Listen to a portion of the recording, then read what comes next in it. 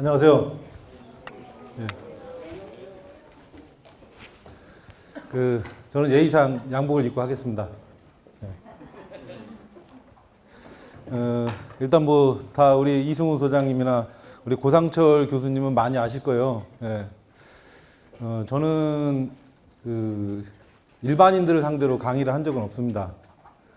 제가 중개사들 상대로 강의를 했었는데 중개사 아니신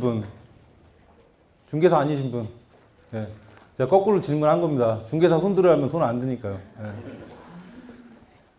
예. 일반인들이 많이 오셨네요. 그러면 그 강의 내용은 제가 자료를 나눠드린 그 PPT에는 그 중개하시는 분들, 뭐 업무용 중개하시는 분들은 당연히 아셔야 되는 내용이고요. 그 다음에 그 외에 뭐 다른 지역 업무용 외에 뭐 주택이라든지 뭐 상가, 아파트를 중개하시는 분들도 좀 관심을 가졌으면 합니다. 예, 그래서 보시면 되고요. 일단은 뭐 제 소개는 저는 그 경기도 광주 곤지암이라고 얘기해요. 곤지암은 행정구역 명칭도 되죠. 광주시 곤지암읍이라는 게 있고 곤지암 바위를 얘기하는 겁니다. 예, 곤지암 바위를 해서 곤지암이라고 얘기하는 것은 광주시 3개 읍면을 얘기하는 그 지역의 이제 중심이라고 보시면 돼요. 곤지암읍, 도청면, 그다음 초월읍 이렇게. 예, 실질적으로 면적은 광주시 전체 면적이 서울 면적만 합니다. 그러니까 경기도 광주를 얘기하는 겁니다. 아까 여기 전라도 광주에서 오신 분도 계시다고 그러셨어요. 전라도 광주 가셨나요? 예. 전라도 광주는 빛광자 쓰죠. 예. 경기도 광주는 넓을 광자를 씁니다. 그만큼 땅이 넓다는 얘기죠. 그리고 이제 서울을 들어가려면 과거에부터 서울을 들어가려면 광주를 지나가야 돼요. 그러다 보니까 이제 교통의 그 중심지가 됐어요. 지금도 이제 과거의 명성을 조금 찾는 것 같아요. 특히 광주 같은 경우는 지역적으로 그 팔당 상수원 위에 있어요.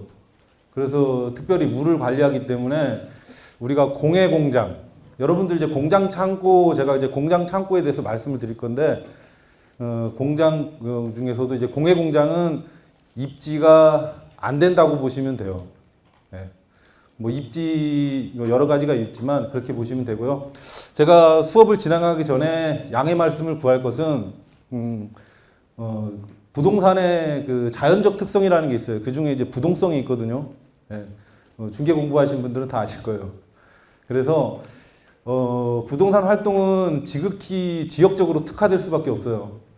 그래서 제가 오늘 내용은 뭐 아까 보니까 울산에서도 오시고 울진에서도 오시고 하셨는데 제가 경기 특히 광주를 중심으로 경기 남동부 그리고 경기 전체적인 남부 지역에 대한 뭐 여러분들 오셨는데 공장 창고 투자의 팁은 좀 알려드려야 되잖아요. 그죠? 어느 지역을 투자해야 되는지. 예. 그래서 그런 것들은 이제 경기 남부 지역을 중심으로 해서 말씀을 드릴 거예요. 그래서 그거에 유추해가지고 투자하시면 되고요. 전반적인 여러분들이 투자를 하시는 그런 패턴은 짚어드릴 거니까요. 그렇게 하시고. 저는 지인공인중개사 대표입니다. 자격증은 딱 2개밖에 없어요. 공인중개사하고 그 다음에 운전면허도 2종밖에 없어요. 택시 운전도 안 돼요. 그러니까 저는 그만큼 또 전문성은 있습니다. 예. 제가 업무용만 순수하게 공장 창고만 10년 이상 했기 때문에 하시고 또 한 가지 부탁은 이렇게 저는 이게 많이 오실 줄 몰랐어요. 예. 했는데 오늘 오셔서 세 분의 우리 고상철 교수님, 그다음 이승훈 소장님 뭐 강의도 있는데요. 한 가지만 배워 가신다고 생각하시면 돼요. 저도 지금까지 계속 지금까지 공부를 하는데 매 순간마다 매 수업이라든지를 참여하면서 하는 게 뭐냐면 하나만 배워가자. 네, 제가 오늘 하나는 꼭 드릴게요. 네. 궁금하신 거 있으세요? 수업하기 전에? 괜찮습니다. 저는 원래 수업을 문답 형식으로 많이 하거든요. 그리고 이따가 우리 이승훈 소장님 제가 개인적으로 강의를 듣고 처음 들어봐요. 죄송합니다. 처음 들어보는데 제가 우리 이승훈 소장님한테 투자하고 싶은 마음이 들어요. 너무 잘하셔서. 예. 우리 남관현 소장님이 누가 뭐라든 집을 사라 책을 쓰셨는데 제가 중간에 저는 성격이 급해서 빨리 여러분들한테 질문을 하고 답을 드리겠습니다. 예. 제가 읽어봤는데 일단 뭐 집을 사라는 것은 맞는 얘기죠. 그리고 일반인들이 쉽게 알아들 수 있게 이렇게 요약을 해놓으셨더라고요. 오늘 선물을 이걸로 드리겠습니다. 예.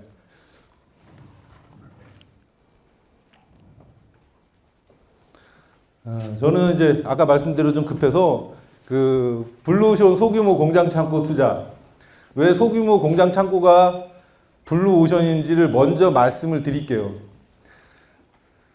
그리고 뭐 여러분들이 우리나라 사람들이 좀 급하잖아요, 그죠? 네, 그리고 어디를 투자해야 되는지, 그리고 또 한 가지 그 다음은 이제 그래도 뭐 여러분들 공장 창고를 투자 대상으로 생각했는데 공장 창고가 뭔지는 알아야 되잖아요, 그죠? 그래서 그 부분을 세 번째 설명할 거고, 그 다음에 또 앞에 강의 주제가 소액으로 투자하는 거잖아요, 그죠? 소액으로 투자하는 거. 그러니까 소액으로 투자하는 어떤 팁, 네, 말씀드릴 거예요. 아까 우리 세무 관련돼서 말씀드렸는데, 네, 그것도 좀 연관이 있어요. 그 다음에 가장 마지막은 이제 뭐 소규모 공장 잡고 투자하면서 주의를 해야죠. 뭐든지 장단점이 있잖아요, 그죠? 네, 장단점이 있습니다. 그래서 그 부분을 말씀드릴 거고, 그거 관련돼서 이제 각종 부담금에 대해서 정리를 했는데요. 네, 그 부분은 시간이 되시면 정리를 너무 잘 해놨기 때문에 맨 마지막에 각종 부담금에 대한 거 얘기하는 겁니다. 그런 것들에 대해서는 뭐 보시면 될 거예요. 그래서 제가 될 수 있으면 시간은 1시간을 넘기지 않고 수업은 진행하겠습니다. 블루오션 소규모 공장 창고 투자. 자, 소비 형태의 변화. 자, 이 블루오션이라는 것은 어떤 의미죠? 부동산도 경제 관련 분야이기 때문에 생각해 봐야 됩니다. 생각 안 할 수가 없는데요. 자, 블루오션은 뭡니까? 여러분이 생각하는 블루오션. 예? 성장 분야? 예. 성장 분야. 또 다른 분야. 괜찮습니다. 예? 틈새 시장. 예, 좋습니다. 틈새 시장. 예. 또 네? 죄송합니다. 제가 못 알아들었습니다. 경쟁이 심하지 않은. 예. 뭐 틈새 시장 경쟁이 심하지 않은. 여러분들 여기서 공장 창고가 투자 대상이라고 생각해 보신 분, 솔직히. 예. 그래요? 투자를 해 보셨어요? 하는 중입니까? 예. 그럼 수업 잘 들으세요. 그럼 좋습니다. 여러분들 양심을 믿고 투자 대상으로 생각 안 해봤다고 하니까 제가 말씀을 드릴게요. 자, 일단은 여러분들이 가장 기본적인 거예요. 수요 공급의 법칙이에요. 수요 공급의 법칙. 블루오션이라는 건 아까 틈새라고도 얘기하셨는데 성장 잠재력에 있는 거 좋습니다. 다 그것은 뭐냐면 수요 공급에 대한 법칙에 의해서 이루어지는 거예요. 결론은 뭐냐? 수요가 많다라는 거죠. 네. 또 반대로 수요는 고정이면 공급이 부족하다라는 얘기예요. 어떤 걸까요? 수요가 많을까요? 네. 한번 보죠. 자, 일단은 제가 이제 소비 형태의 변화, 이제 블루오션인 이유를 얘기하는 거죠. 소비 형태의 변화. 온라인 쇼핑 시대예요. 그죠? 네. 여러분들, 제가 제 고객 중에 15년 전부터 가구를 온라인으로 판매해요. 가구를 온라인으로 사보셨어요? 뭐 열자 장롱 얘기하는 겁니다. 뭐 소규모 이렇게 뭐 책상 이런 거 하는 게 아니에요. 열자 장롱을 온라인 쇼핑몰로 팔아요. 네? 그죠? 그럼 그 사람들 필요한 게 뭐예요? 창고가 필요하겠죠. 그죠? 네. 그분이 60평에서부터 시작했대요. 60평. 그때만 해도 가구 유통이라는 문화가 이제 서울에서 다 내려가는 거죠.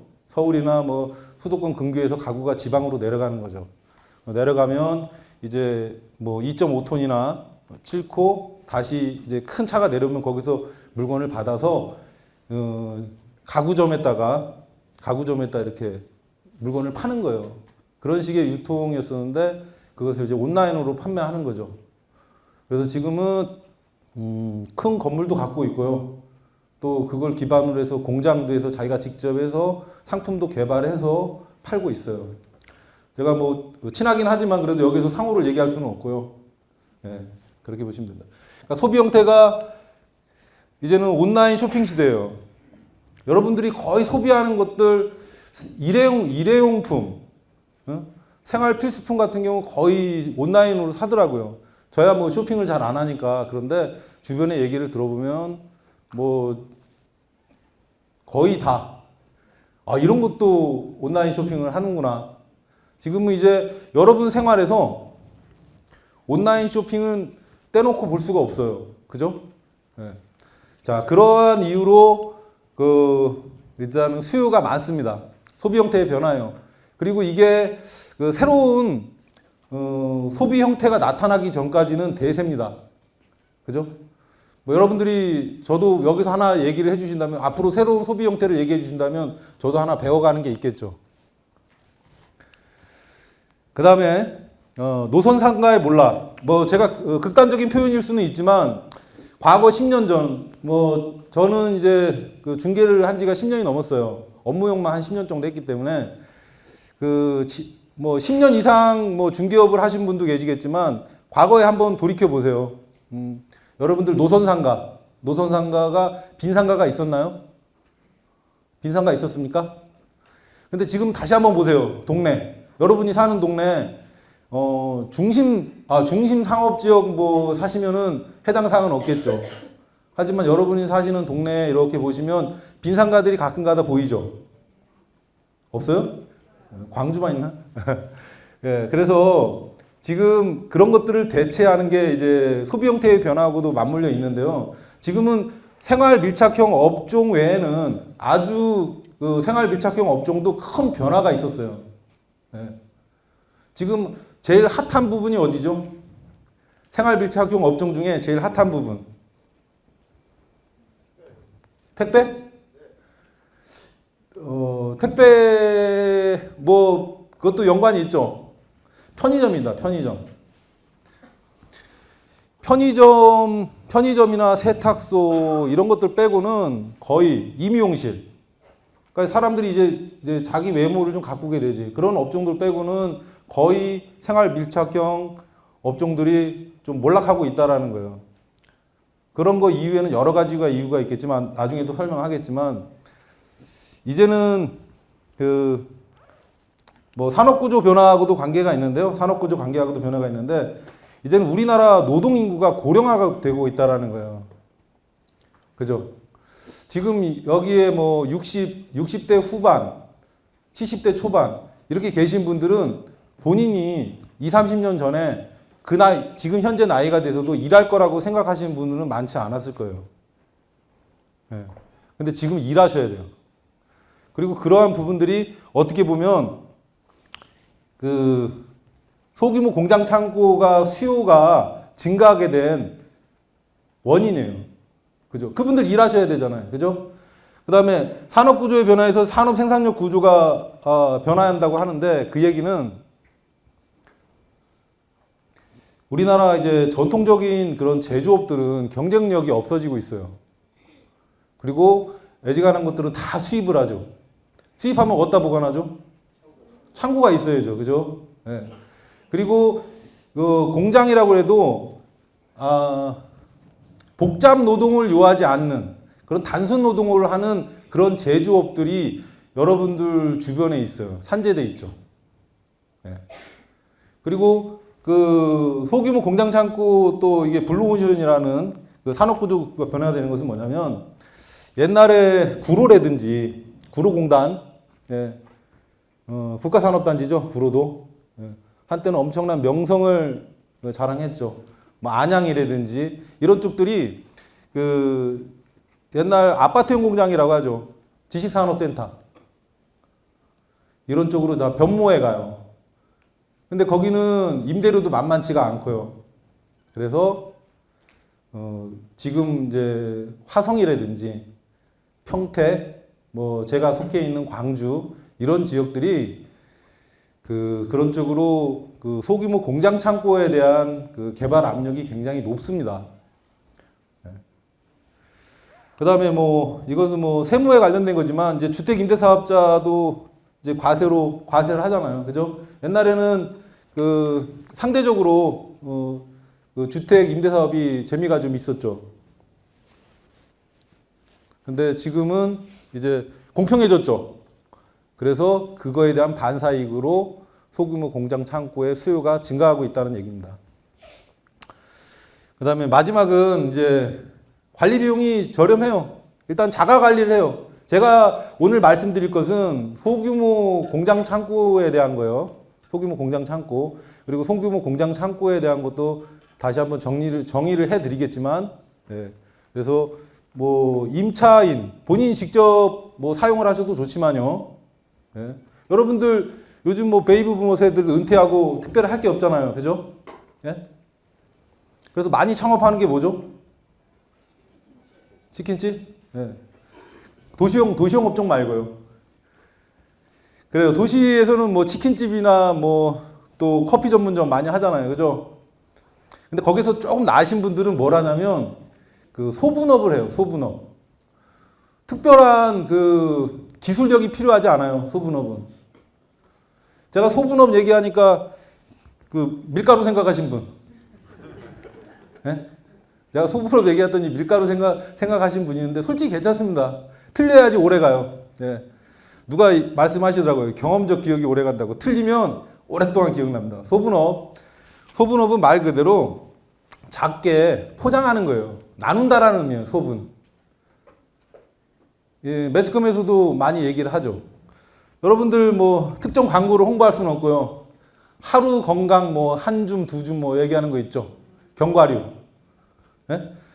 그게 이제 여러분들 생활에 밀접한 소분업이죠. 견과류를 톤백으로 들여와서, 예? 견과류를 손백으로 들여와서 그것을 소분하는 거예요. 그러면 그것은 말 그대로 후술하겠지만 그 어떤 공해라든지 배출 시설을 설치할 대상이 아니거든요. 예. 그래서 여러분들이 지금 제가 설명하는 소규모 공장 창고에서 그런 일들을 하는 거예요. 60평이면 충분하죠. 몇 년치 들여올 수 있죠. 근데 그게 몇 년치 들여오시면 안 돼요. 왜 안 되는 줄 아세요? 견과류는 눅눅해진단 말이야. 예.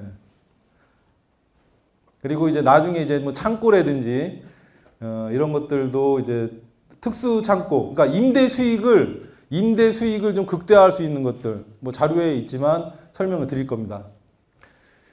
자, 소규모 공장 창고 블루오션인 것 같습니까? 예.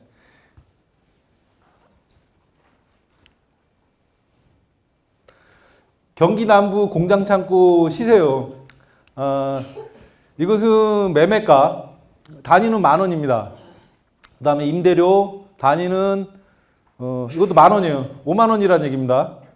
자, 부동산에서는 일반적으로 1000단위로 말씀드리지 않아요. 만 단위로 얘기를 하죠. 그죠? 네, 그렇게 해서 참고로 보시면 됩니다. 이건 700만 원이라는 거고요. 이쪽은 5만 원이라는 거예요. 그리고 이렇게 쓰면 안 되잖아요. 그죠? 3.3 제곱미터라고 써야죠. 3.3 제곱미터입니다. 예.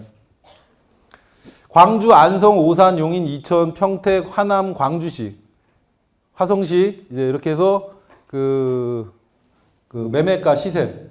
그리고 매매가는 기준은 건물을 기준으로 하는 게 아니고요. 건물의 부지를 기준으로 하는 겁니다.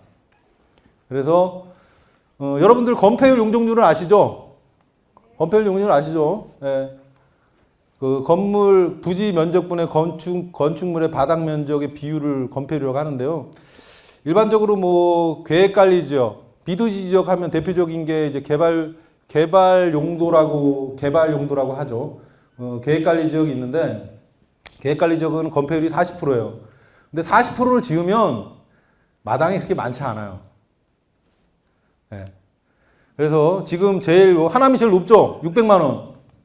600만 원. 이것은 저의 지극히 주관적인 겁니다. 예. 어떤 뭐 국가에서 자료를 주는 건 아니고요. 제가 이제 지인공인중개사 대표라고 했잖아요. 그죠? 대부분 대표라고 명함 새기면 직원이 한 명도 없잖아요. 그죠? 예. 저는 소속 공인중개사가 2명 있습니다. 예. 그래서 우리 소속 공인중개사들이 아날로그 방식으로 취합한 데이터니까 참고를 하세요. 예. 나는 하나만 갖고 있는데 600만 원 아니고 뭐 450이다. 하남에 400만 원 이하는요 정상적인 거 아닙니다. 용도 지역이 개발 제한 구역이나 그래서 건물이 축사나 버섯 재배사예요. 예. 임대료도 마찬가지인 겁니다. 그런 거 중개하시는 분들은 잘못 소개하셔도 안 되고요. 일반인들은 그런 거 투자하시면 안 돼요. 예. 이행강제금 벌금 내고요. 이행강제금 계속 부과받는 거예요. 그것처럼 세금 걷기 좋은 거 없거든요. 그죠? 그것까지는 모르겠습니다. 우리 김종원 대표님이 조사 한번 해보시죠. 아니 투자하지 말라는데 그걸 몇 번 부과하냐고 물어보면 제가 하지 말라는 거 하지 마세요. 저는 긍정적인 것만 얘기하는 겁니다. 예. 제가 불법 하는 것까지 그 자료를 제공해 드릴 수는 없잖아요. 그죠? 예. 근데 금액이 상당합니다. 예. 그래서 그거에 대한 반사 이익으로 광주로 많이 내려오시죠. 예. 자, 광주는 25,000원, 매매가는 평당 250만 원 정도. 뭐 200에서 한 250 보시면 되고요. 지금 이제 그 이상 가는 것도 있습니다. 300만 원 이상 가는 것도 있는데 실질적으로 그 업무용, 이제 공장 창고라는 거는 업무용 부동산을 얘기하는 건데 업무용 부동산 300만 원 이상 주고 사서 사업하기 힘듭니다. 그러니까 이건 여러분들이 업무용 부동산을 투자하는데 하나의 팁이겠죠. 그죠? 300만 원 이상 주고 땅 사가지고 업무용 부동산 투자해서 그걸 임대해서 임대 수익을 낸다? 들어올 사람이 많지 않다라는 거예요. 하남처럼 아주 특수한 경우. 예. 하남이 교통이 굉장히 좋죠. 그죠? 하남은 주거지역으로서도 많이 선호되고 있더라고요. 예. 그래서 여기까지 가는 이유는 말 그대로 희소성이에요. 희소성. 하남은 정상적인 공장 창고가 많지 않기 때문에 희소성이 있어서. 그죠? 요즘 사업하는 사람들이 가장 이렇게 제조업이나 창고 이런 사업하는 사람들이 가장 힘든 게 뭔지 아세요? 예? 그렇습니다. 노동력입니다. 근데 문제 아닙니다. 이거 책 드릴 수는 없는데. 예. 노동력이에요. 사람을 못 구합니다. 사람을. 그래서 이 비싼 임대료를 주고도 하남에 공장 창고를 운영하는 거예요. 여러분들 입장에서 이게 투자의 팁이죠. 그죠? 근데 지금은 이렇게 제가 하남 쪽, 하남에서 부동산 하시는 분 계신지 모르겠는데 하남 쪽 제가 권해드리고 싶지는 않아요. 네. 자, 보세요. 자, 그리고 이것은 뭐 자료에 있으니까 한번 보시고요. 그 다음은 자, 소규모 공장 창고 투자 유망 지역. 제가 왜 공장 창고가 블루오션인지 설명을 드렸잖아요. 그리고 또 성격이 급하기 때문에 이것만 듣고 가셔도 돼요. 예. 자, 어디에 투자를 해야 되는지. 우리 남관현 교수님 누가 뭐라든 집을 사라 해도 뭐 일반적으로 전문가들은 보는 시각이 비슷한 것 같아요. 그죠? 예. 인구가 계속적으로 유입하여 증가하는 지역. 우리 고상철 교수님 소액 투자에도 내용이 있던데, 예. 인구가 계속적으로 유입하여 투자하는 증가 지역, 개발 압력이 높은 지역, 교통 인프라가 확충되는 지역, 대도시화의 비용거리, 시간거리. 자, 옛날 절대적인 거리, 그 다음 비용거리, 시간거리. 여러분들은 비용거리가 중요합니까? 시간거리가 중요합니까? 예? 시간거리, 비용거리 모르세요? 아시죠? 예. 요즘 전 개인적으로는 시간거리가 중요합니다. 예. 저는 그래요. 여러분들 어떤지 모르겠어요. 예. 비용거리가 중요합니까? 유류 많이 내렸잖아요. 자, 그 다음에 소비시장과 노동시장의 접근성. 이것 때문에 그런 거예요. 직원들이 안 구해줘요. 예? 회사에서 유류대 지원해주면 그분들은 시간거리가 중요한 거예요. 회사에 또 유류대 지원 안 해주면 비용거리도 중요하겠죠. 그래서 자, 인구가 계속적으로 유입한다라는 거 뭐 세 가지의 공통점일 수도 있는데요. 예. 이런 데가 여러분들이 투자를 해야 되는 지역이에요. 또 반대로 이제 마지막에 제가 투자해서 유의할 점이라고 이제 말씀드리는 부분이 있는데, 인구가 줄어드는 지역, 예, 거기는 특히 업무용 시설은 투자하시면 안 돼요. 물론 지역적으로 약간씩의 편차는 있어요. 지역적으로 편차는 있어요. 그 충청도 음성에 이제 금왕이라는 지역이 있어요. 금왕읍 아세요? 예. 그 지역 같은 게 산업단지에서 인구가 좀 최근 한 5년 동안 늘었더라고요. 그래서 거기서 이제 그 뭐 다가구 사업도를 하시는 분도 있는데요. 그쪽 같은 경우도 이제 공장, 창고, 소규모 그 큰 기업체 이제 서브 역할하죠. 서포트 역할하는 공장들이 입지하는데 그 사업하시는 분의 가장 큰 애로점이 뭐냐면 노동인구예요. 예. 특히 전문 인력들이 안 오는 거죠. 자, 그리고 자, 소규모 공차 투자 유망 지역 보시면 제가 경기 남부 지역 최근 5년간 인구 증감률을 갖다가 자료를 한번 만들어 봤어요.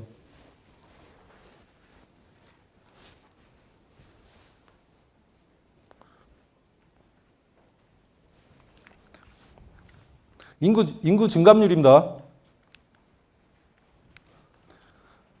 인구가 과천시 인구가 어떻죠? 전년 대비 계속 감소했죠. 왜죠? 이유가 있죠. 예. 상식선에서 얘기하시면 됩니다. 아시는 대로. 예? 예, 그렇죠. 세종도시, 세종시, 예. 그다음 광명시.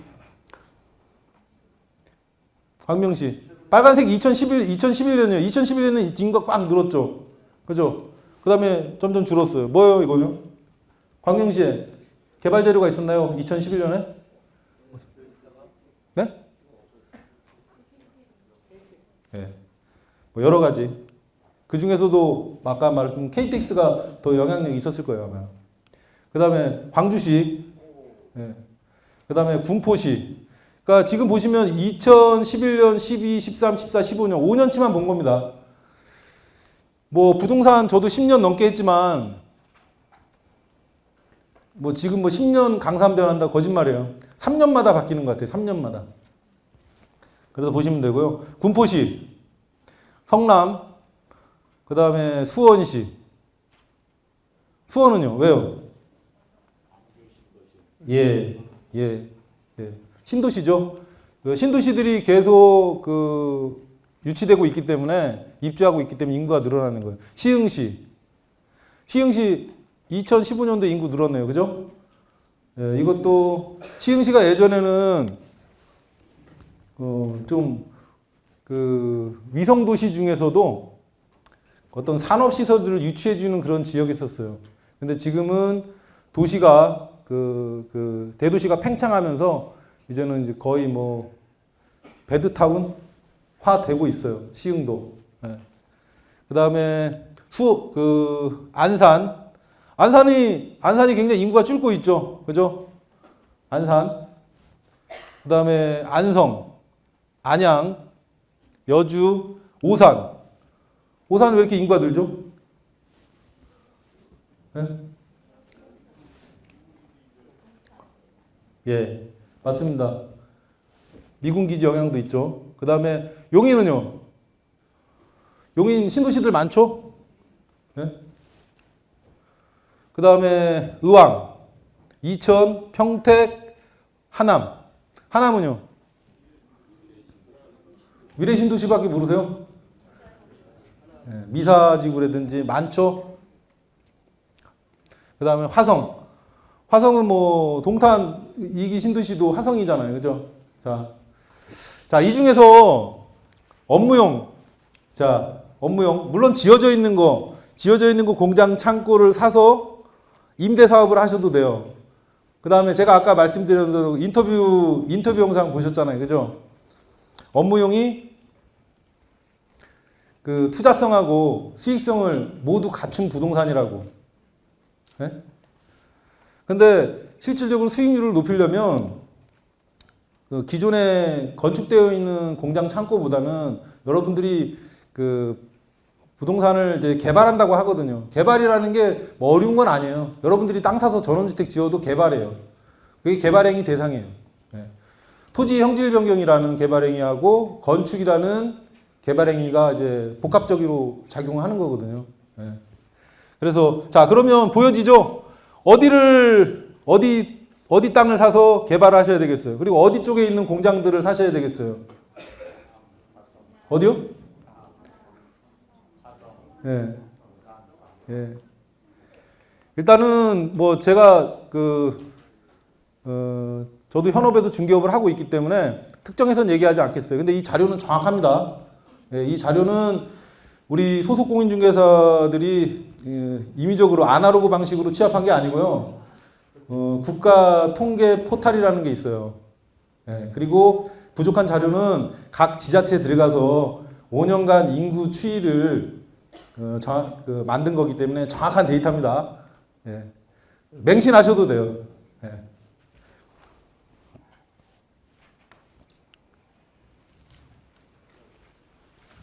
제가 이제 제조업소하고 소매점 이렇게 해놨어요. 이걸 이제 판넬, 우리가 흔히 뭐 일반적으로 실무에서는 이제 판넬 건물이라고 얘기해요. 판넬.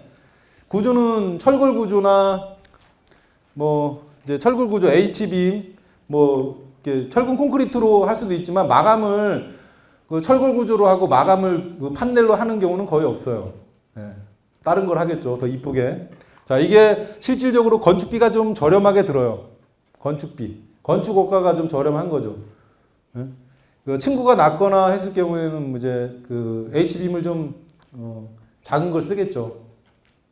자, 여러분들 봤을 때 이제 제가 하나는 제조업소고 하나는 소매점이라고 했어요. 여러분들 구분이 가나요? 제조업소하고 소매점. 자, 왼쪽이 제조업소다 생각하시는 분. 제가 그렇게 쉽게 했겠습니까? 왼쪽이 제조업소다. 예. 뭘 보고, 뭐가 왼쪽은 제조업소고 오른쪽은 소매점입니까? 제 눈에는 똑같이 보이는데. 예? 설문? 예. 이게 오늘 우리 남관영 교수님이 쓰신 누가 뭐라든 집을 사라 책을 받으실 분인데요. 이유를 찾아보세요. 분명 차이 아닙니다. 창문 아닙니다. 예. 여기도 펜스 있는데. 예. 이게 지금 칼라인데도 잘 안 보이는데 요거 보이세요, 요거? 아닙니다. 이게 점자 블럭입니다. 일종근생은 다중이용시설, 우리가 상업시설이에요. 일종근생 소매점은 상업시설이에요. 제가 이제 마지막에 이제 여러분들이 주의할 점에서 이제 각종 부담금에 대해서 말씀을 드릴 건데, 개발부담금 할 때도 여러분들은 이미 개발부담금, 지목이 변경된 건 개발부담금은 안 내는 줄 알고 있어요. 네? 뭐 중개 오래 하신 분들도 지목이 변경돼 있으면 뭐 대지나 공장으로 바뀌어져 있으면 공장 용지를 대지로 변경할 때 개발부담금은 안 내는 걸로 알고 있는데 냅니다. 왜? 일종근생은 상업용지예요. 상업용지. 이종근생 제조업소는 뭐냐면요. 똑같은 근린생활시설이지만 공업용지예요. 공업용지. 네. 자, 오른쪽이 소매점입니다. 제가 아무리 더워도 양복은 탈의를 안 합니다. 불편해 보입니까? 괜찮습니다. 네, 감사합니다. 마음만 받겠습니다. 사실은 제가 그 인터뷰 영상을 할 때 여러분 좋으시는 분 많아서 하는 거예요. 1분만. 인터뷰 영상 촬영할 때 제가 기계를 보고 얘기해 본 적은 한 번도 없었어요. 그래서 우리 인터뷰 영상을 촬영하시는 분을 쳐다봤더니 자기 보지 말래요. 예뻐서 본 것도 있지만 기계를 보고 얘기하려니까 말이 안 나오는 거예요. 자, 제조업소와 소매점. 제가 이것을 설명하는 이유는 뭐냐면요. 여러분들이 투자할 게 바로 제조업소하고 소매점이에요. 공장 창고라는 개념. 자, 제가 나중에 이제 창고와 소매점의 이제 차이도 나오겠지만 먼저 말씀을 드리는 거예요. 그 제조업소하고 우리가 이제 제조업을 하기 위해서는 제조장이 있어야 돼요. 그죠?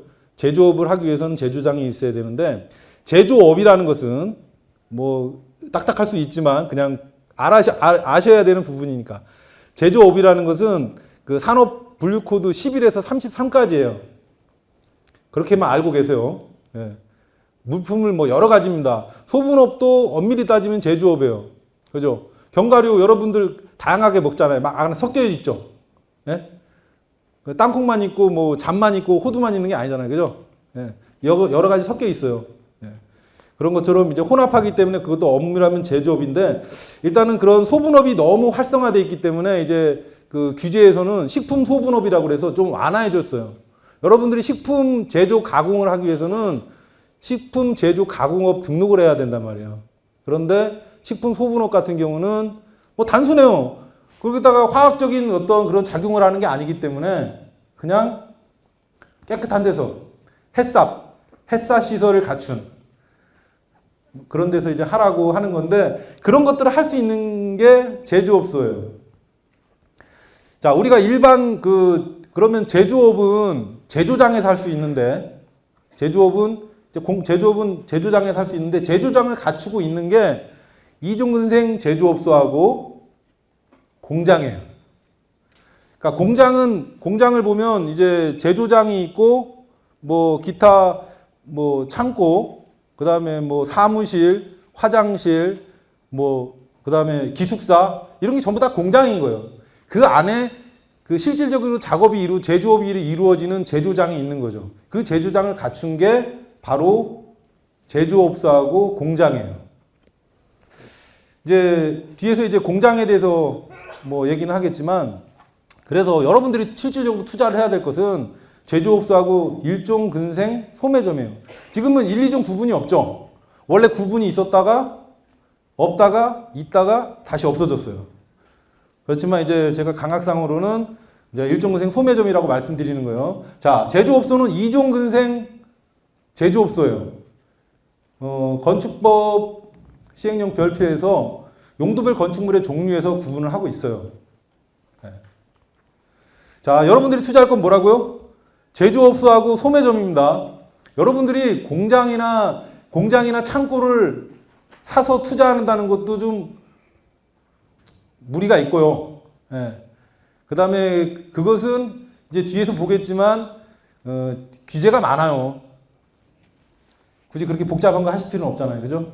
물론 저는 하고 있습니다. 실무적으로 저는 이제 공장 창고 부지 매입부터 예, 그 자금까지 관리를 해주고 있어요. 예. 자, 소규모 공장 창고 근린생활시설. 공장은 500제곱미터 미만 공장 또는 제조업소라고 했죠. 물론 공장도 500제곱미터 미만이 있어요. 이게 이제 옛날 하면은 그 150평을 얘기하는 거죠. 150평. 그리고 제조업소. 그러니까 제가 500제곱미터 미만의 제조업소, 그 다음에 1500제곱미터 미만의 일반 창고, 그 다음에 1000제곱미터 미만의 근린생활시설인데요. 사실은 1000제곱미터 미만의 근린생활시설은 그 강학상에 대한 얘기고 이것은 오히려 부지 면적을 보시면 돼요. 1000제곱미터는 부지 면적. 건물 1000제곱미터면 300평인데 302평이죠. 그죠? 네. 굉장히 큰 규모죠. 그래서 여기서는 부지 면적을 보시면 돼요. 부지 면적. 부지 면적을 1000제곱미터니까 예를 들어서 생산관리 지역이나 보존관리 지역에서는 건폐율이 20%죠. 그럼 200제곱미터잖아요. 그죠? 200제곱미터는 60평 정도 되는 거예요. 그러니까 여러분들이 한 300평 정도의 땅을 사셔서 60평 정도의 이종근생 제조업소나 아니면 이종근생, 일종근생 소매점, 네, 이것들을 지어서 임대를 하시면 돼요. 그리고 임대하시다가 아까도 제가 소규모 공장 창고가 블루오션이라는 것 중에 자본적 수익이 극대화된다 그랬죠. 우리 제가 다른 교수님들하고 경쟁하는 건 아닌데, 저도 오피스텔, 제가 부동산 관련된 건 좀 오래 했어요. 중개만 한 15년 정도 했고요. 제가 이제 부동산 경매 같은 경우는 97년도부터 경매를 했으니까요. 네, 그래서 안 받아본 거 없겠죠. 그죠?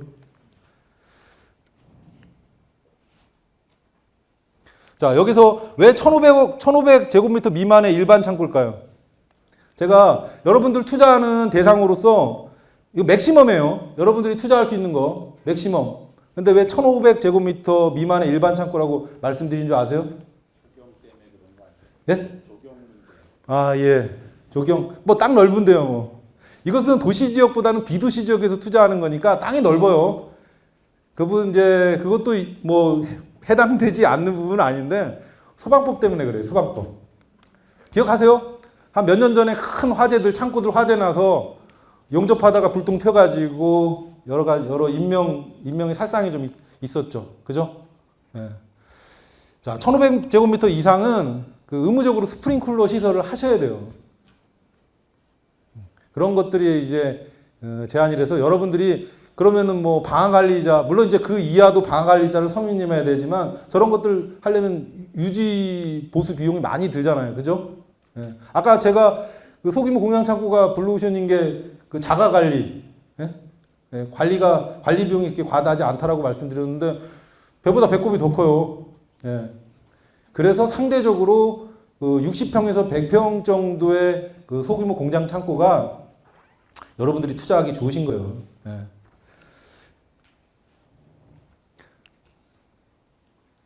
자, 공장하고 이제 아까 말씀드리던 공장하고 이제 창고에 대한 건데요. 이것은 전문가용이에요. 전문가용. 제가 이것만 강의하는데도 3시간 이상 걸리기 때문에, 예. 일단은 공장에 대한 정의만 보죠. 예. 이게 산지법. 제가 산지법이라고 하니까 잘 못 알아들을 거예요. 공장을 이제 관리하는 법률 중에 산업지적 활성화 및 공장 설립에 관한 법률이라는 게 있어요. 예? 옛날 공장 배치라고 했죠. 산업지적 활성화인데 이제 공장 배치라고 그렇게 했다가 이제 용어가 변경이 됐죠. 예. 산지법의 정의예요. 예. 제조업. 제조업은 어디서 해야 된다고요? 제조장. 예. 제조장을 갖고 있는 게 이종근생 제조업소하고 공장. 이 제조장을 갖고 있는 거예요. 그리고 이것은 건축법의 정의예요. 건축법의 정의. 그리고 인터넷 검색하시면 잘 나와요. 근데 저도 이제 자료를 한번 검색해 봤더니 잘못된 정보들이 많이 올려져 있어요. 지식인에. 제조업소하고 제조장을 구분을 못하는 그런 거. 제조업소는 용도별 건축물의 종류예요. 건축법에서. 건축법 시행령 별표 1에서 나오는 용도별 건축물의 종류가 제조업소인 거고, 실질적으로 제조업소든 공장이든 그 안에서 제조를 할 수 있는 그런 공간, 장소를 제조장이라고 하는 거예요. 그럼 제조장이 있죠. 제조소는 무슨 뜻일까요? 제조소. 제조장, 제조소. 제조소란 말도 쓰죠. 근데 그것은 특별히 정의는 없고요. 제조장보다는 좀 규모가 큰 것들을 제조소라는 용어를 쓰더라고요. 포항 제철소, 그죠? 예. 소라는 개념은 비슷한 같은 말이라고 보시면 돼요. 근데 제조소라는 말은 잘 안 쓰죠. 그래서 헷갈리셨나 봐요. 여러분들이 제조업소하고 제조소를 혼동하셨던 거예요. 예. 제조장이라고 표현하시면 됩니다. 공장 산지법에서 공장 설립에 대한 건데 이것은 전문가용이에요. 예. 실무적으로 공장을 중개하시는 분들, 공장 중개를 하시는 분들이 필요한 거예요. 일반인들이 오셔서 묻죠. 공장 얻으러 왔습니다. 아, 예. 공장 등록하실 거예요? 라고 물어봐요. 공장 등록하실 거냐고 물어봐요. 그러면 어떻게 해요? 100이면 100다가 네 그래요. 네. 공장 등록하고 제조업은 다른 개념이에요. 예? 공장 등록하고 제조업은 다른 개념이에요. 제조업은 죄송합니다. 제조업은 제조장에서 자, 유기적 물질 또는 무기적 물질에 물리적 또는 화학적 작용을 가해서 새로운 생산품을 생산하는 것을 말하는 거예요. 그 다음에 이것을 국가기관이죠. 그러니까 관할 시군구에 등록하는 거죠. 그럼 공장 등록을 왜 하냐면요. 공장을 가지고 있다라는 어떤 공적인 증명이에요. 필요하죠. 제조도 안 하면서 남의 물건을 사다가 팔 수도 있잖아요. 그죠? 그러면은 그것을 실수요자, 국가 입장이나 이런 수입이나 하는 입장에서는 유통마진을 없애기 위한 거예요. 일종의. 그 다음에 실질적으로 이 사람이 이제 공장을 갖고 있는 사람을 우대해 주는 거죠. 어떻게 보면. 네. 그래서 공장 등록이에요. 그래서 제조업하고 공장 등록 틀립니다. 여기에서 사업하시는 분도 계실 수 있는데, 그 개업공인중개사가 공장 등록 하실 거예요? 물어보면 필요한 사람만 하시면 돼요. 대기업 납품이라든지 아니면 관공서 입찰 아니면 수출 이런 분들만. 그러면 여러분 주민등록 등본 발급해 주듯이 그 해당 시군구에서 공장 등록증을 발급을 해줘요. 그게 공장 등록입니다. 그리고 아까 제가 그 500제곱미터 미만의 공장이나 제조업소를 투자하라고 말씀을 드렸잖아요. 500제곱미터 이상은 의무적 공장 등록 대상이에요. 예? 여러분들이 사실 수 있어요. 뭐 경매로 사시든 좋습니다. 여러분이 십시일반 해갖고 10억 이상의 공장을 샀어요. 봤더니 제조장의 면적이 500제곱미터를 넘어요. 그러면 그 공장 등록을 원칙적으로는 하셔야 돼요. 네? 그리고 500제곱미터 미만, 제조장의 면적이 500제곱미터 미만인 그런 그 제조업소나 일반 공장은 필요적 공장 등록 대상이에요. 자기 필요에 의해서. 나는 공장 규모는 작지만 뭐 수출이라든지 아니면 대기업 납품 아니 입찰을 하겠다 했을 경우에는 요건을 갖춰서 공장 등록을 하시면 돼요. 대신 좀 불법 사항은 없어야 돼요. 관에서 관리를 해주는 거기 때문에 그렇게 참고하시면 되고요. 자, 그리고 여러분 이제 아파트형 공장, 과거에 아파트형 공장이라고 그랬죠. 지금은 지식산업센터라고 하는데요. 이게 이제 바뀌었죠. 한때는 아파트 공장이 임대 투자성, 수익성으로 굉장히 잘 나갔었어요. 그죠? 한 5년 되나? 5, 6년 되나요? 지금 임대가 안 되죠. 원칙적으로. 임대 분양이 안 돼. 임대를 목적으로 분양받을 수가 없어요. 여러분들이. 근데 그 전에는 임대할 수 있었어요. 말 그대로 뭐 아파트처럼 뭐 관리사무소에서 관리를 해주니까 투자로서는 굉장히 좋았죠. 근데 그거 모르시는 분도 참 많았어요. 제가 이제 어르신들한테 많이 투자를 해드렸어요. 예? 돈이 있어도 은행에 넣어놔도 그때도 금리가 별로 안 좋았었어요. 안 좋기 시작했죠. 예? 그래서 이제 많이 투자를 유도했고 해드렸는데 설명하기가 되게 힘들어요. 아파트형 공장을 설명하기가. 그러면 어떻게 하면 모시고 가면 돼요. 모시고 구경을 싹 시켜드리면 거기에 다양한 그런 업종들이 있어요. 지금은 이제 지식산업센터라고 그래서 지식기반 산업이라든지 정보통신산업도 입주가 가능하잖아요. 그죠? 그전에는 안 됐었어요. 근데 그것이 입주가 가능해지면서 아파트형 공장이란 말이 없어진 거죠. 지식산업센터. 도시형 업종, 뭐 산업통상자원이 지정한다고 하는데 비공해 업종을 얘기하는 거예요. 도시형 업종. 뭐 이거 특수한 형태의 공장 설립인데 여러분들이 뭐 여기까지는 다음에 기회가 되면 그 다음에 제가 설명하려는 것은 이종 근린생활시설 제조업소 이거예요. 가장 여러분들이 투자하기가 가장 용이하죠. 왜 그러냐면 지금까지 이제 법은 계속 강화가 됐어요. 특히 공법은 계속 강화가 됐거든요. 세금은 강화시켰다가 풀었다, 강화시켰다, 풀었다 하잖아요. 그죠? 공법은 계속 강화됐지 완화시켜 준 적이 없어요. 예. 뭐 규제 개혁하지만 실질적으로 많이 규제가 이제 저는 실무를 하기 때문에 규제가 완화됐다고 보질 않아요. 강화됐어요. 더 디테일해지고. 근데 이제 이중근생 제조업소나 일종근생 소매점 같은 경우는 그 예외 규정이 많아요. 우리가 이제 건축 조건 중에서 이제 도로와 대지와의 관계에서 4m 이상 도로에 2m 이상 접해야 되죠. 그죠? 근데 그것은 건축법 얘기고요. 예. 각 그 지자체마다 조례가 있어요. 건축 조례도 있고 도시계획 조례도 있고. 예.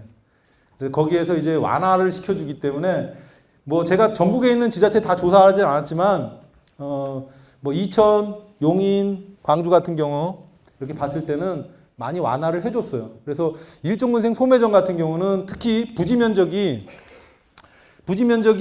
몇 제곱미터 미만이요? 1000제곱미터 미만의 일종근생 소매점 부지는 허가가 굉장히 용이해요. 쉬워요. 네.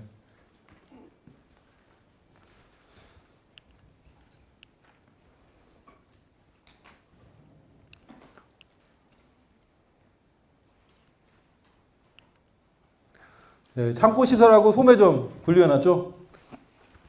자, 아까는 공장에 대한 거예요. 공장은 일반 공장 사서 투자하시라는 게 아니에요. 여러분들이 일반 공장 허가 내려면 쉽지 않아요. 공장 총량제라든지. 그 다음에 여기서 공인중개사 분들도 꽤 많으신 것 같은데, 수도권 지역은 수도권 정비계획법이 상위법이에요. 상위법. 네, 국계법이 상위법이 아니고. 네. 수도권 정비계획법에서 공장 입지 웬만하면 허용하지 않아요. 그러니까 대규모 공장 입지 얘기하는 겁니다. 그래서 하시는 거고, 자, 창고 같은 경우는 지자체에서 허가 내줄 때 도시계획 심의를 받아요. 도시계획 심의를 받는데 소매점, 일종근생 소매점은 도시계획 심의 없어요. 네? 오히려 안 되는 경우 특별히 해줄 때 심의 받아요. 네. 그래서 소매점 투자하시라는 거예요. 일종근생. 부지가 1000제곱미터 미만의 소매점. 자, 소매점은 정의를 한번 볼까요? 식품, 잡화, 의류, 왕구, 서적, 건축자재, 의약품, 의료기기, 일용품을 판매하는 거고 1000제곱미터 미만인 거. 그래서 아까 제가 부지 면적 1000제곱미터 미만. 여기서 넘어가면 뭐 문화시설, 판매시설로 바뀌는 거예요. 건축물의 용도가. 네? 그 다음에 식품, 잡화 뭐 다양한 거죠. 요즘 아까 제가 생활 밀착형 업 중에 핫한 게 뭐라고 그랬죠? 편의점. 또 핫한 게 뭘까요?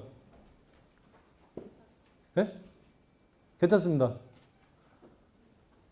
생각해 보세요. 그러면 반대로 하지 말아야 될 거. 여러분들 여기서 뭐 공인중개사가 꿈이신 분도 있으실 거고요.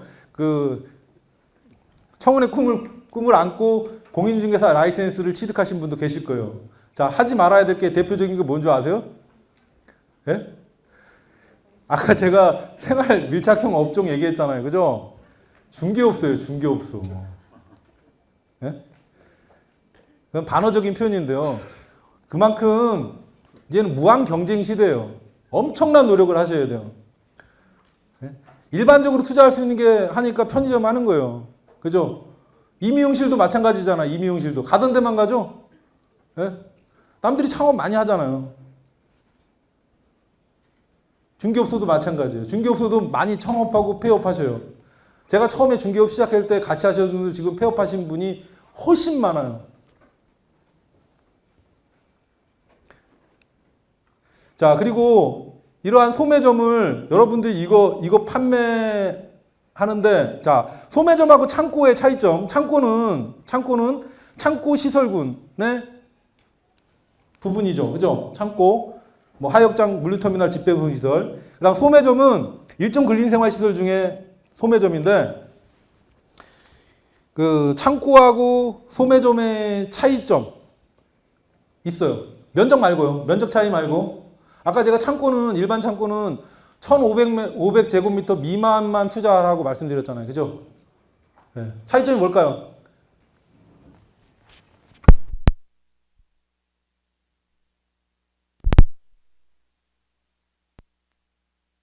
입지요? 예. 허가가 받기 쉽다. 예. 그건 제가 얘기한 거 아닌가요? 그 보세구역 지정이 가능하고요. 눌려졌네요. 그죠?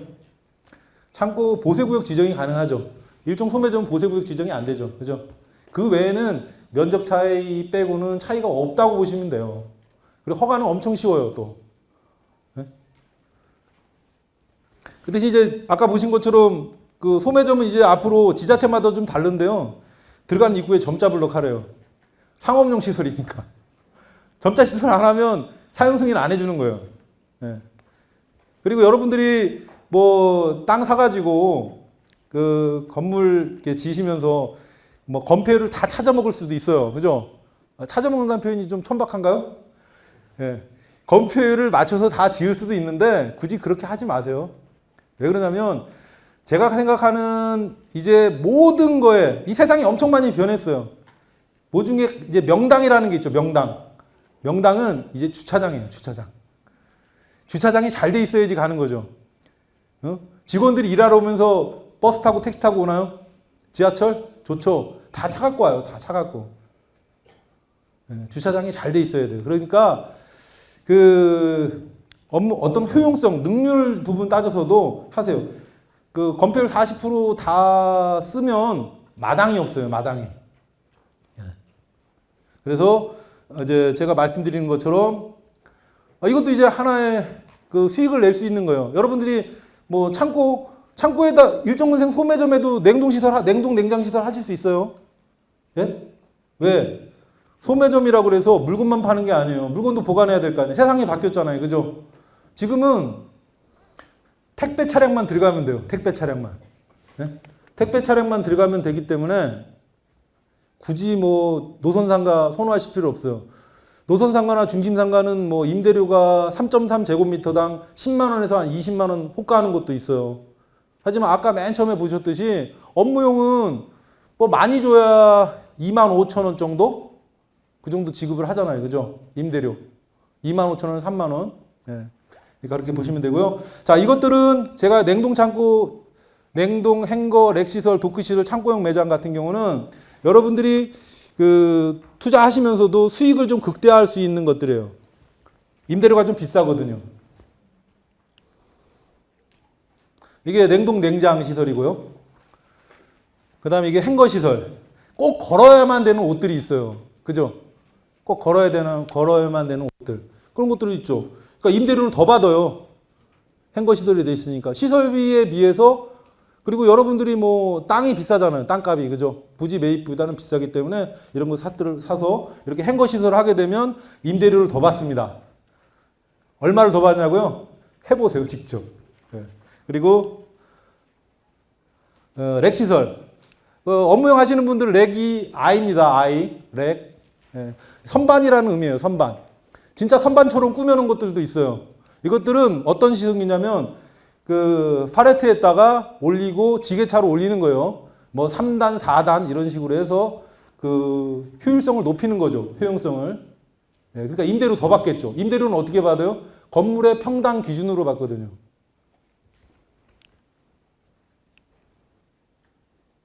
자, 소액 투자를 위한 팁. 시간이 얼마 안 남아서요. 자, 돈이 없으면 뭐 얼마로 투자해야 될지 궁금하실 거예요. 뭐 3천만 원도 좋고요. 뭐 2천만 원도 좋고 5천도 좋고 많으면 많을수록 좋아요. 네, 하지만 제가 말씀드리는 건 뭐냐면 돈이 부족하면 공동사업자 내시면 돼요. 자, 아까 저기 주택 임대사업 과세로 인해서 반사이익이 있다고 했는데요. 그 사업자 내에서 임대사업자는 비용 처리할 게 없어요. 그죠? 비용 처리할 게 없잖아요. 그죠? 그러니까 여러분들이 2천만 원씩 내가지고 만들어서 6천만 원 갖고 금융권 대출을 통해서 대출 받고 같이 투자하시면 돼요.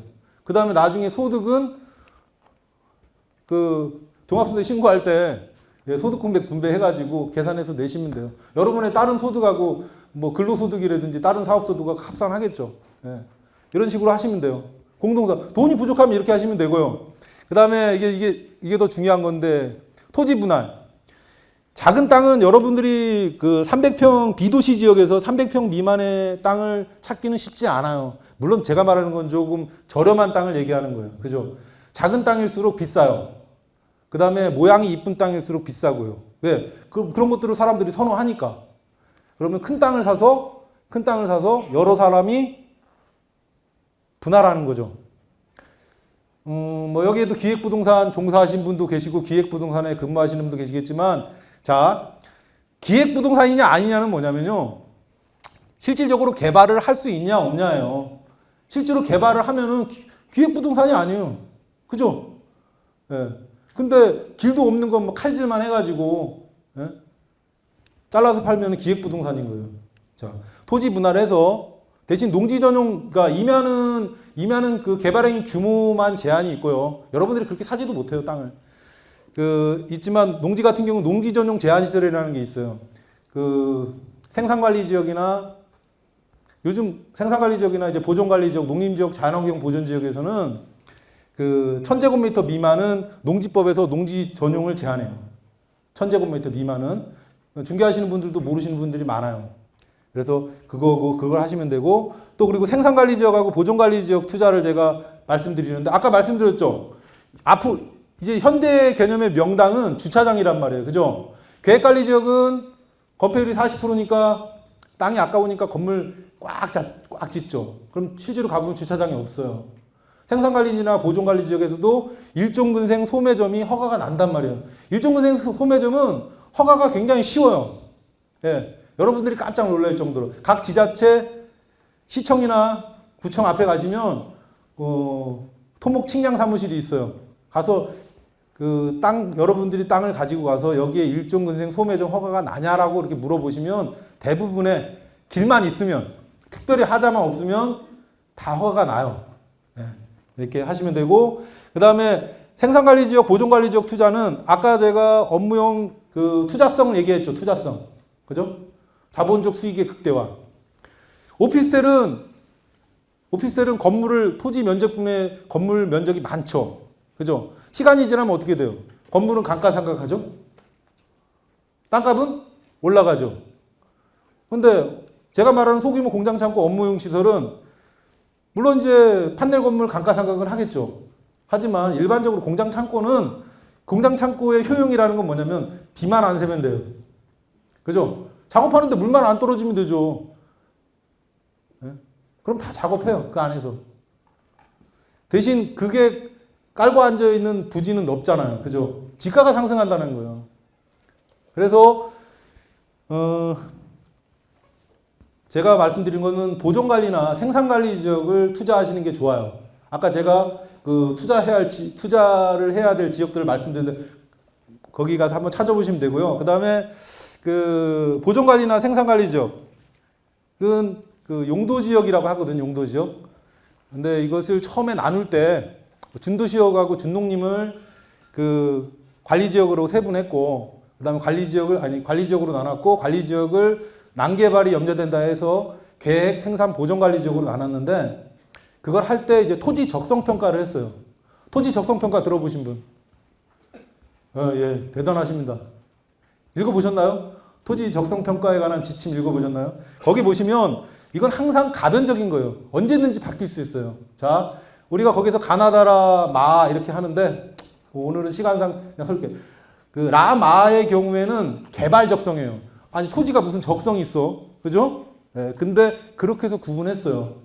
그래서 여러분들이 계획관리 지역하고 보존관리나 생산관리 지역이 인접해 있는 경우가 있어요. 그 지역을 보존이나 생산관리 지역을 구입을 해서 개발을 해 놓으시면, 개발해 놓는다는 게 별거 아니에요. 일종근생 소매 좀 지어서 임대업 하시면 돼요. 그러면 5년마다, 지금은 이제 3년마다로 단축이 된가 그러는데, 원래는 5년마다 했는데, 그 안에 이제 개발 적성으로 바뀌는 거예요.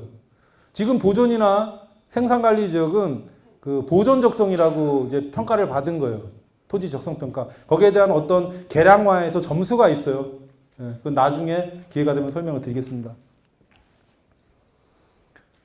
자, 건축물 용도별 단조 인증률. 아까 이것은 그거에 대한 백데이터인데요. 보시면 자, 지금 그 용도별 건축물의 종류죠. 그죠? 자, 다른 일반 상가, 집합 건물 상가보다도 오히려 공장 창고의 그 담보 인정 비율이 훨씬 높아요. 그죠? 이 담보 인정 비율은 제가 시중에 모 금융권에서 그 자료를 갖다 얻은 건데 공개는 하지 말라고 그러더라고요. 예. 이제 지역별로 이제 매달 주기적으로 바뀌죠. 경매 낙찰가율이라든지 이런 것들 따져가지고 본인들은 돈을 빌려주고 회수할 수 있는지를 따지는 거잖아요. 그죠? 그러니까 여러분들이 부지를 매입해서 업무용 시설을 지으시면 그거에 대한 대출을 이렇게 많이 해준다는 거예요. 그러니까 그 은행, 금융권을 통한 대출을 충분히 활용하셔서 투자를 하시면 돼요. 시간이 될지는 모르겠는데 더 하겠습니다. 그래도. 그죠? 멀리서 울진에서 오셨다는데. 자, 이것은 제가 뭐 많은 경우가 있는데 이것도 요즘 뭐 개인정보 뭐 보호법 해서 양해를 구하고 이 사례를 제가 발표하겠다고 말씀을 드렸어요. 이종근생 제조업소예요. 683평을 210평 이렇게 나머지 245평 이렇게 나눈 거예요. 나눠서 부지는 210평이고요. 부지는 210평이고 그 다음에 건물은 70평을 지었어요. 60평하고 70평은 물론 이건 죄송하게도 40%를 지었죠. 그죠? 210평에 70평 지었으니까 건폐율을 다 활용해서 지었죠. 그 주변에 이제 뒤쪽 부분이 옹벽을 설치했기 때문에 보강 옹벽을 설치했기 때문에 그 건폐율을 다 찾아먹을 수가 있었어요. 끝쪽으로 해서 이제 경계 거의 부지 경계에서 50전을 뛰잖아요. 그죠? 개발할 때. 네. 네. 그렇게 해서 지은 건데 보시면 전체적으로 해서 부지 매입부터 해갖고 한 3억 제 용역비를 준 것까지 해서 한 3억 1천 정도 들어갔을 겁니다 아마. 예. 근데 지금 현재 1,300에 130에 임대를 주고 있어요. 그리고 임차인은 창고로 쓰고 있어요. 공장을 제조장을 창고로 쓰는 건 상관이 없습니다. 근데 창고를 제조장으로 쓰는 건 문제가 있어요. 예. 뭐 단순 소분업 하는 것은 뭐 크게 문제는 안 되겠지만 그 배출 시설을 설치하고 공장을 가동하는 것은 좀 문제가 좀 있습니다. 배출 시설이라는 것은 좋은 거 아니에요. 나쁜 거예요. 예. 해서 그리고 지금 뭐 매가는 한 4억 2천 정도? 예. 그럼 한번 계산해 볼까요? 그 세전 수익률만 한번 계산해 볼까요? 130만 원씩 12개월이면 1,560이죠. 그죠? 계산 안 돼서요, 빨리? 10개월이면 1,300만 원이고 132번이면 260만 원이니까 1,560만 원이잖아요. 그죠? 해서 이분이 취득한 금액 3억 1,000으로 계산해 봤을 때는 세전 수익률은 한 뭐 5점 몇 프로 나오죠? 한 5.5% 후반 정도 나올 거예요. 참고로 업무용은 3%에서 5% 정도 보시면 돼요. 대신 자본적 수익, 나중에 그 투자성, 매매 차익이 좀 크죠. 예. 오피스텔 같은 경우는 10년 임대하면 그걸로 만족하셔야 돼요. 거기서 자기가 분양받은 것보다 올려서 팔았다 그러면 대단한 투자를 하신 거고요. 예. 그냥 비슷하게 하셔도 투자 잘 하신 거예요. 공장 창고 투자 시 유의할 점. 뭐 이것은 모든 부동산 투자의 공통적인 거예요. 관리 가능한 범위의 걸 투자해라. 예. 여러분들이 아무리 날고겨도 멀리 있는 거 투자하지 마세요. 관리해야 되잖아요. 관리. 그죠? 그 시간에 여러분들이 가족하고 여가 생활 해야죠. 그죠? 관리 가능한 범위에 있는 걸 투자하는 것은 뭐 이 공장 창고뿐만 아니라 모든 부동산의 공통적인 사항이라고 보여져요. 그 다음에 인구가 감소하는 지역은 그 여러분이 부득이하게 투자를 하신다면 인구 유입 요인을 한번 파악해 보시고요. 그 다음에 이것은 우리 교수님이 해주실 건데 업무용 부동산이에요. 업무용은 그 부가가치세법상 원칙이 용역이나 재화의 공급은 부가가치세가 붙는 겁니다. 주택은 이제 면제를 해주는 거고요. 그죠? 예외가 부가세가 안 붙는 거지, 원칙은 다 부가세가 붙는 거예요. 그래서 여러분들이 임대사업 하실 때 될 수 있으면 일반 가세자로 사업자 내세요. 간이 가세자 내시지 마시고. 예? 요즘 홈택스 활용해가지고 간단히 하실 수 있어요. 그렇게 어렵진 않아요. 그죠, 교수님? 네. 그 다음에 각종 분담금 확인인데 이것은 천천히 보시면 될 거고요. 저희 그 소속 공인중개사, 이기한 중개사가 아주 굉장히 디테일하게 정리했어요. 맨날 업무용만 하니까. 그럼 보시고. 마지막 농지전용 제한시설. 농지법에서 아까 얘기했죠? 그 각 건축물의 용도별로 전용을 제한하는 게 있어요. 농지법 33조인가요? 근데 이제 농지전용 제한시설에서 해당이 안 되는 부분이 부지 1000제곱미터 미만의 소매점이에요. 그래서 여러분들이 하면 되고, 그 다음에 그 각종 부담금 중에 가장 문제가 되는 게 개발부담금이에요. 개발부담금. 농지전용 부담금도 요즘 많아요. 그죠? 공시지가의 30%고 상한가가 제곱미터당 5만 원. 평으로 환산하면 16만 5천 원인데 그것도 만만치가 않아요. 상한가에 걸리면 300평만 개발해도 뭐 한 8천만 원 나오니까. 그죠? 그 부분 하고, 그리고 그러니까 지목이 대지인 거하고 농지를 살 때는 그 정도 가격 차이는 두셔야 된다는 거예요. 순수하게 그냥 앗소리 못하고 내야 되는 게 농지전용 부담금이에요. 그 다음에 또 무서운 게 뭐냐면 개발부담금이에요. 개발이익 환수에 관한 법률에서 하는 개발부담금인데, 개발부담금은 비도시지역, 도시지역에서는 정신 나간 거죠. 공장 창고 지으면 도시지역에서 그 비싼 땅에다가, 결국에는 비도시지역한테 비도시지역에서 할 게 개발부담금이에요. 개발부담금은 500평 미만, 500평 미만, 1650제곱미터예요. 그죠? 제곱미터로 환산하면 1650제곱미터 미만으로 잘라야 됩니다. 미만으로. 그 다음에 자연녹지는 990 미만이에요. 녹지지역은 990 미만입니다. 네, 참고하시고, 그 다음에 많이 조실 줄 알았는데 의외로 덜 조시네요. 네. 그리고 죄송합니다. 제가 하다 보니까 교재를 못 나눴는데 이건 고상철 교수님이 제 대신 나눠드릴 겁니다. 감사합니다. 수고하셨습니다.